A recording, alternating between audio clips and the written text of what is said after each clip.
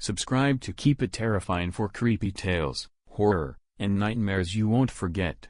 Don't miss out.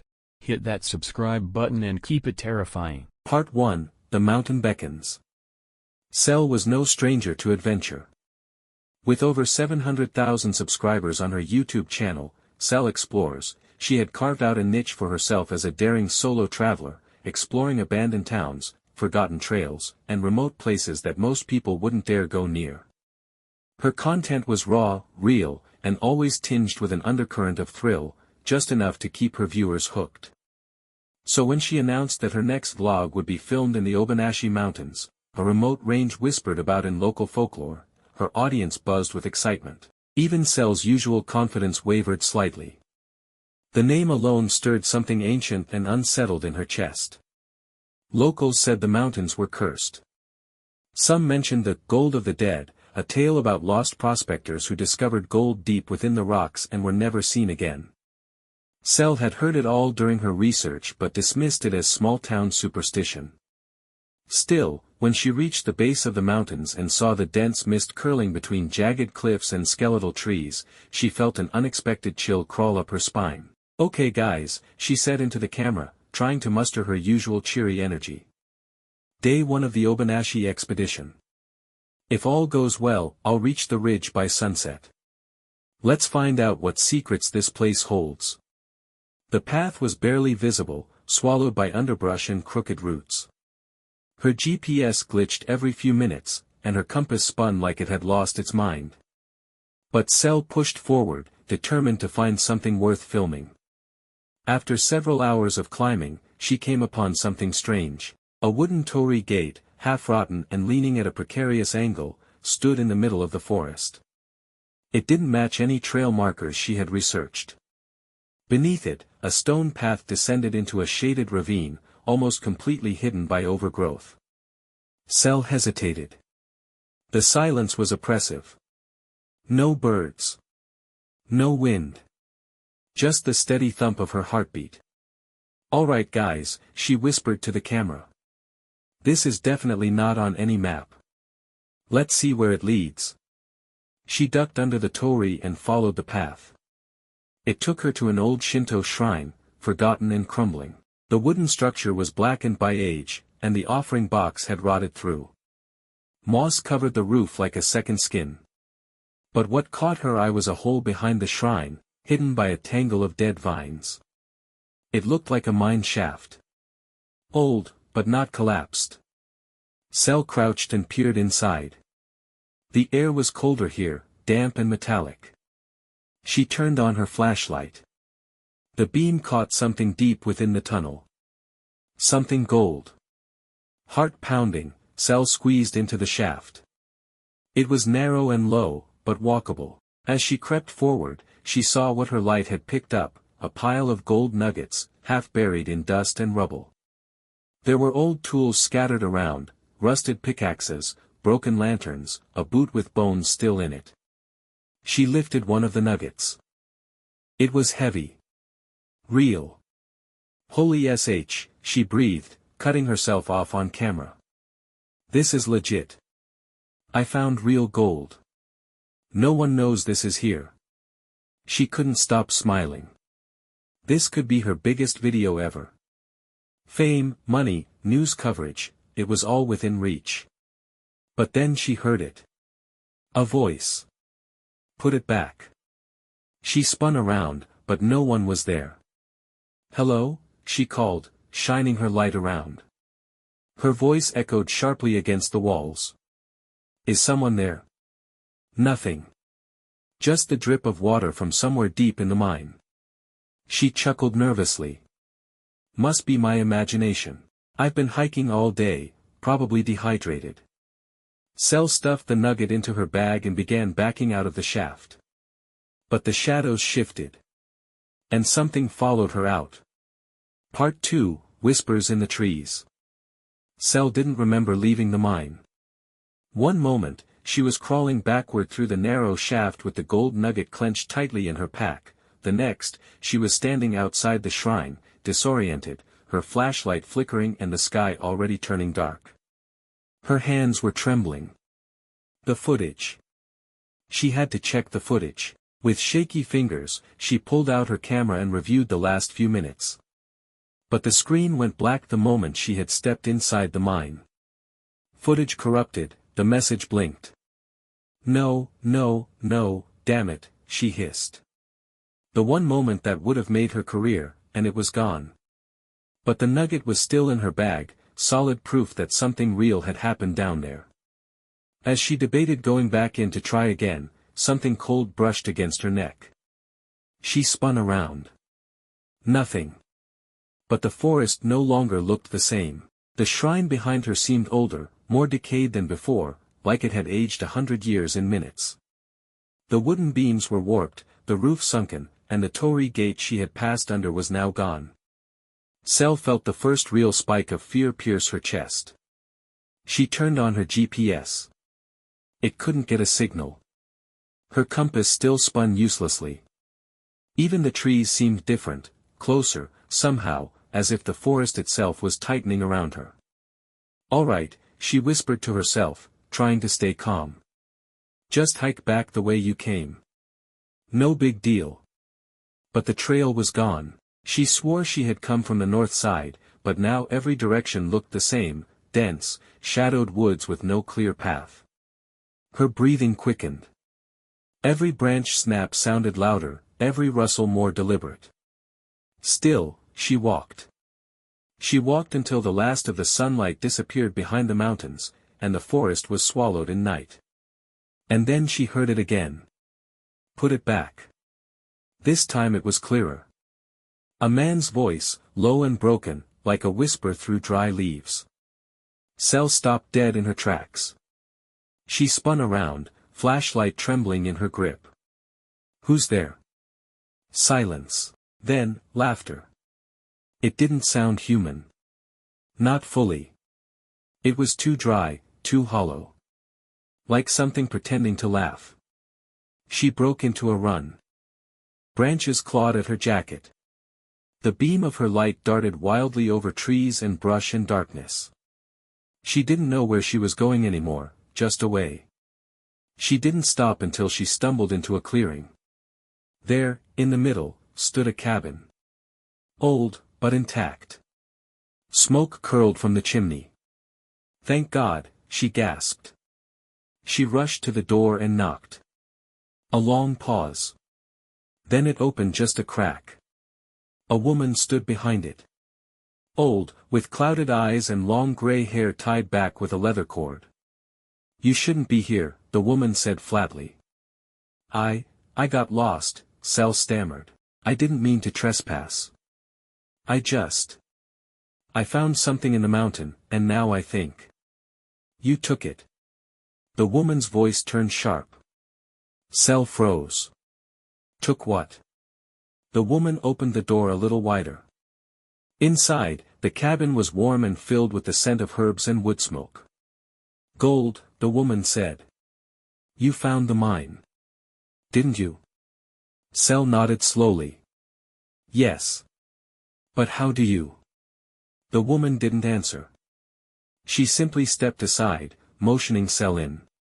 Inside, there were charms hanging from the ceiling, bundles of dried herbs, and strange wooden figures lining the walls. It felt ancient, protective, sacred. The mine is cursed, the woman said, pouring her a cup of tea.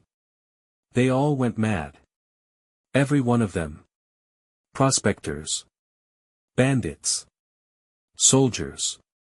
Anyone who touched the gold. Cell held her backpack tightly in her lap. Why? She asked. The gold belongs to the mountain, the woman said. It's part of it. Living. Hungry. And when you take it, it follows you. Cell's skin prickled. Followed? You mean, the voices? The woman nodded solemnly. Voices are the first sign. Then the forest turns. Your mind changes. The mountain will take you back. One way or another. Cell's voice dropped. Can I return it? The woman looked at her with eyes far too old for her face. You can try. But once you've taken from the mountain, it marks you. Sel left the next morning. She didn't sleep that night. Every time she closed her eyes, she dreamed of the mine, except it wasn't abandoned. It was filled with people, all of them dead, with gold where their eyes should have been. They whispered in unison, "Put it back." Part 3, The Price of Gold. Sel left the old woman's cabin with a heavy heart, the wind biting at her face as if the mountain itself were trying to push her back. She didn't know what to make of what she had heard. Was it superstition? Or was there something truly wrong with the gold she had found?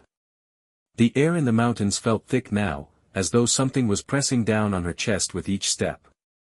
The voices had stopped, but the weight of them lingered. A persistent buzzing in the back of her skull, like the faint echo of a chant, a warning. She glanced down at her bag. The gold. The nugget. It was still there, heavy, cold, unyielding. The woman had been right about one thing, it had marked her. The moment she had touched it, the mountain's curse had claimed her. There was no going back. She could feel it in the way the trees whispered and the way the shadows twisted unnaturally around her as she walked. She didn't know where she was going anymore. The path had all but vanished, leaving her lost in a sea of green and gray. Her phone was dead, the GPS nothing but a useless brick. The only thing guiding her was the oppressive silence, the heavy air, and the unrelenting whisper in her mind, "Put it back." Suddenly, there it was again. The laughter. It wasn't in her head this time. It was real. Sel spun around, her flashlight flickering, casting brief flashes of light into the deepening forest. The trees, were they moving? A figure stepped out from behind a thick oak. She froze. The figure was a man, his clothes torn, his face gaunt and pale. His eyes, empty, hollow, locked onto hers. In one hand, he clutched a broken lantern, its flame guttering weakly. "I was here too," the man rasped, his voice like gravel sliding over stone. "I took the gold." Sel's stomach churned as she backed away. He stepped forward, the ground beneath his feet cracking with a sickening sound. He didn't seem to notice, or perhaps, he didn't care. The man was barely more than a corpse, his skin clinging to bones, and yet he moved, the gold in his eyes gleaming faintly in the dark. "It takes you," he whispered, his voice growing faint. "It never lets go. You'll never leave. You'll never." The man collapsed, his body crumbling into dust as if it had been held together by nothing more than willpower. The lantern clattered to the ground, its flame extinguished. Sel was paralyzed. Her breath came in shallow gasps, her eyes darting around the clearing, searching for any other sign of movement. Then it came. A cold hand gripped her wrist. The world around her froze, every sound swallowed by the crushing silence. Slowly, Sel turned her head to see who had grabbed her. A face, twisted and broken, inches from her own. It was a woman, her hair tangled, her skin mottled with decay. Her eyes were wide, bloodshot, unblinking. "I warned you," the woman hissed. Sel screamed and yanked her arm free, stumbling backward. The woman's grip had been like ice, but the moment Sel broke free, she vanished into the shadows, leaving only a lingering scent of rot in the air. A low rumble sounded from deep within the mountain, a growl of discontent. Sel's pulse hammered in her ears as she scrambled to her feet. The cursed gold, she had to get rid of it. If she didn't, she would be like them. Just another part of the mountain's endless hunger. She turned toward the mine, toward the dark hole in the earth. It was her only chance to stop whatever this was. But it wasn't the same.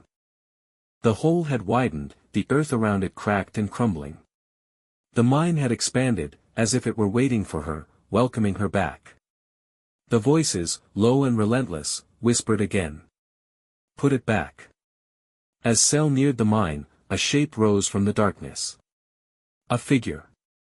It was the same woman. This time, she was not decayed. Her eyes burned with an unnatural fire, and the gold in her hands gleamed, pulsing like a heartbeat. "You can't undo it," the woman said, her voice like a lullaby turned sour. Once the gold has chosen you, there's no turning back. You're part of it now. Cell's heart dropped. The woman stepped closer, the shadows around her stretching and warping. The mountain feeds, but it gives nothing back. It takes your soul, your life, your everything, and leaves only the gold. Cell felt the ground beneath her feet tremble. The air around her grew thick, almost suffocating. No, Cell gasped, clutching her bag. I didn't know.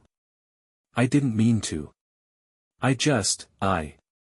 The woman's lips twisted into a cruel smile. Too late, she whispered. It has already begun. Suddenly, the earth beneath Cell's feet gave way, and she found herself falling, tumbling into the darkness. Part 4, Into the Abyss. Cell's body collided with the ground. The fall hadn't been long, but the shock of it left her breathless. For a moment, all she could hear was the rush of her own blood in her ears, the crushing pressure of panic pressing down on her chest. Her hands were scraped, her knees bruised. She pushed herself up, coughing, as the thick darkness swallowed her whole.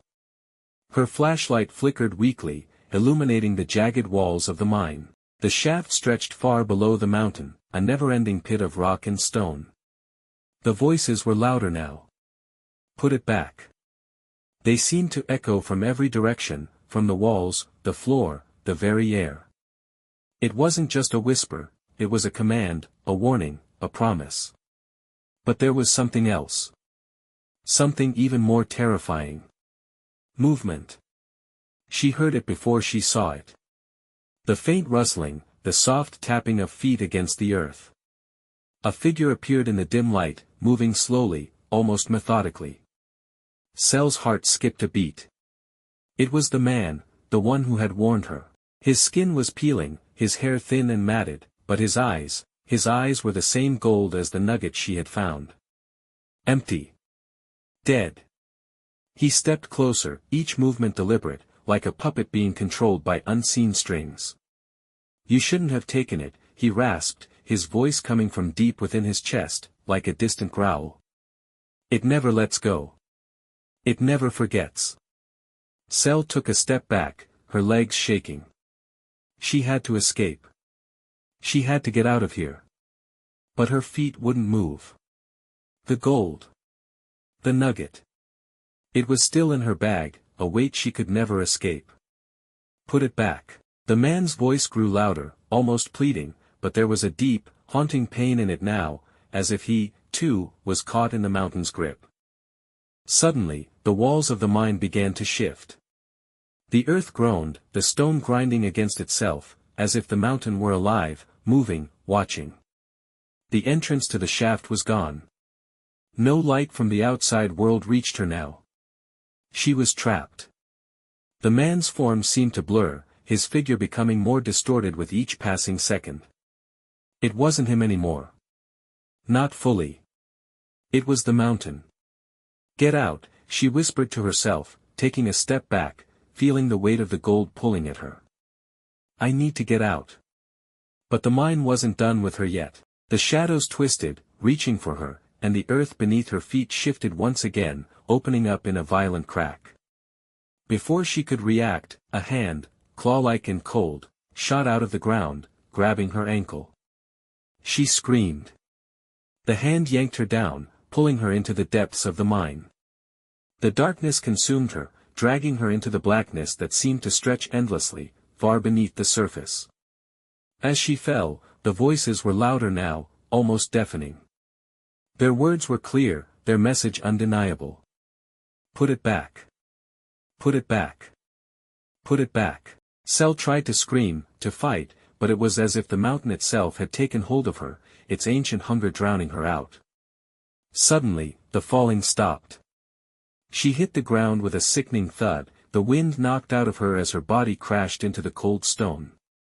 She coughed violently, tasting dirt and blood, and tried to get up, but the weight of the curse, the gold, was too much.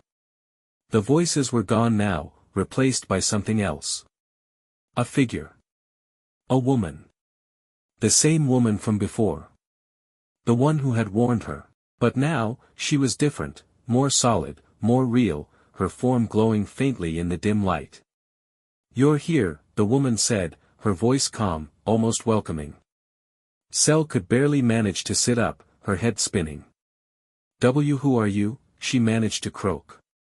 The woman's eyes, those piercing golden eyes, looked down at her with something resembling pity. "I am what's left," she replied. "What the mountain takes, what it leaves behind. We were all once like you, looking for something, and then we took it." Cell's heart pounded, her breath coming in short gasps. "The gold." The woman nodded. "It feeds, it calls. It claims those who touch it. And then it keeps them." "No, no," Cell shook her head. "I didn't mean to. I just wanted to film something, get a good shot. I didn't know." "It doesn't matter what you knew," the woman interrupted softly. "The gold doesn't care about your intentions. It only wants to claim what's its own. And once you've taken it, you belong to it." Cell looked down at her bag, now open in her lap. The gold nugget was gone. She blinked. It was as if the earth itself had swallowed it. There was nothing left, no trace of it, just emptiness. The woman smiled faintly. "It has taken you." Cell tried to stand, but the ground beneath her shifted again, the earth rumbling, as if the mine were alive, reacting to her presence. The mountain was awake. "No," Cell gasped. "I'm not ready. I don't want this. I need to leave." But the woman's form was already fading, dissolving into the shadows. "It's too late," she said, her voice trailing off. "You'll never leave the mountain. Not now. Not ever." Cell reached out, but the darkness around her closed in, and the mountain's cold grip tightened. Part 5, The Mountain's Hunger. Cell's body trembled as the darkness closed in. The air grew heavy, suffocating, pressing down on her chest with every shallow breath she took. The whispers, those endless, maddening whispers, had returned, louder than ever before. "Put it back. Put it back. Put it back." She scrambled to her feet, her mind racing, desperate for a way out, but the mountain was relentless. The walls of the mine seemed to close in, the rock bending and shifting as though it were alive. She could feel it, the mountain was hungry, and it had claimed her. The curse was irreversible. Her thoughts swirled in a fog of fear and desperation. She had to escape, but she didn't know where to go. The mine was a maze, twisting and narrowing with every step she took. The floor beneath her feet pulsed with energy, like a heartbeat. The earth itself was alive, feeding on the souls of those who had fallen prey to its ancient hunger. Suddenly, she was not alone. Figures emerged from the shadows, their forms jagged and twisted, faces gaunt and eyes empty. The lost. The people who had come before her, drawn in by the promise of gold, only to fall victim to the mountain's insatiable appetite. They moved silently, their hollow eyes locked onto her, and she could feel the weight of their gaze, their silent accusation. They were the remnants of the mountain's hunger, their souls consumed, leaving only their cursed bodies behind. One of them, a man with broken limbs and a face half missing, reached out toward her. His hand, cold and bony, touched her arm, sending a chill through her body. "It's too late." His voice rasped, hollow and broken. "You're one of us now." Cell recoiled, tears welling up in her eyes. This couldn't be happening. She couldn't let it happen. "No," she whispered, her voice barely audible. I didn't mean for any of this." But the man's face twisted into a cruel smile. "You didn't choose it," he said. "But you've taken what doesn't belong to you. The mountain's gold is a trap. Once you've touched it, you're bound to it. Forever." The ground shook, and Cell staggered, barely keeping her balance. The whispers grew louder, more insistent. "Put it back. Put it back. Put it back." In a blind panic, she tore at her bag, her hands shaking uncontrollably. But the nugget, the gold, was gone. There was nothing left but the emptiness, the hollow space where it had once been. The mountain had already taken it. And with it, it had taken her. Where is it? Cell gasped, her heart pounding. Where's the gold? It has to be here. I need to fix this. I have to. The man with the missing face stepped forward, his eyes glowing with an otherworldly fire. It's gone, he said softly. The mountain has claimed it. And you. Cell's blood ran cold. The voices weren't just in her head anymore, they were everywhere, surrounding her, filling the mind with their insistent demand. Put it back. The mountain was waking. Its hunger was growing. Cell felt the pull, the relentless, consuming pull, dragging her deeper into its heart. The walls of the mind seemed to bend and warp, the very earth trembling beneath her feet as the mountain's desire for her soul grew stronger. She was no longer in control. The gold had marked her, and now the mountain would keep her, body and soul, to feed its endless hunger. The shadows around her thickened, closing in from all sides. She could feel them, the others, the lost souls of those who had come before her. They were watching, waiting for her to join them in the darkness. Put it back, they whispered. And then, in the heart of the darkness, Cell understood. The gold wasn't just a curse. It was a gate. A gateway into the mountain itself. A portal for the souls of those who had taken it, drawn into the earth to fuel its insatiable hunger. The mountain wasn't just consuming their bodies, it was consuming their very essence. Their memories. Their identities. And now, it was ready to take hers. Cell screamed, but the sound was swallowed by the earth. The mountain's jaws closed around her, pulling her into its depths, its darkness. She fought against it, but there was no escape. As she was drawn deeper into the abyss, her mind shattered. She could feel her memories slipping away, fading into the darkness. The faces of her friends, her family, her life, they were vanishing, becoming nothing more than fleeting shadows. Put it back. The voices of the lost echoed in her mind, a chorus of souls consumed by the mountain's hunger. She was one of them now. And soon, there would be no Cell. Only the mountain. The endless, ever-hungry mountain.